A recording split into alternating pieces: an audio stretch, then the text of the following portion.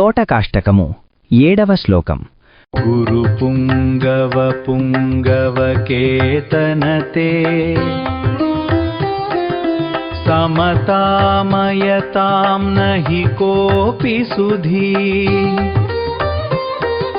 శరణాగతవత్సల తత్వనిధే భవశంకర దేశిక మే శరణం. ప్రతిపదార్థం. గురు పుంగవ, గురువులలో శ్రేష్ఠుడా. పుంగవ అనగా వృషభము, శ్రేష్టమైనది అని అర్థం. పుంగవ కేతన, ఎద్దు అనగా నంది గుర్తుగల జెండా కలవాడా అనగా సాక్షాత్తు పరమశివుడా. తే నీతో, నీకు.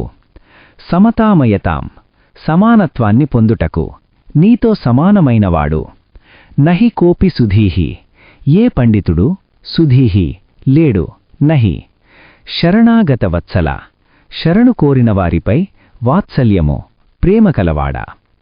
తత్వనిధేహే పరమాత్మతత్వము అనే సంపదకు నిధి వంటివాడివా.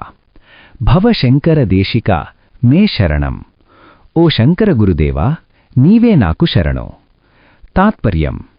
ఓ గురువర్యణ్య, నందివాహనుడైన ఆ పరమశివుని స్వరూపమా, ఈ లోకంలో ఎంతటి గొప్ప పండితుడైనా సరే నీతో సమానత్వాన్ని పొందలేడు. నీవు జ్ఞానానికి నిధి వంటివాడివి, మరియు నిన్ను ఆశ్రయించిన వారిని కన్నబిడ్డలవలే ప్రేమించే దయామయుడివి. అట్టి మహోన్నత గుణములు కలిగిన ఓ శంకరదేశిక, నీవే నాకు శరణు. శ్లోక విశేషం.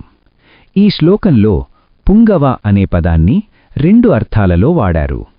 గురు పుంగవ గురువులలో గొప్పవాడు. పుంగవకేతన శివుడు అనగా వృషభధ్వజుడు. దీని ద్వారా శంకరాచార్యుల వారు సాక్షాత్తు శివుడే అని మరొక్కసారి స్పష్టం చేస్తున్నారు.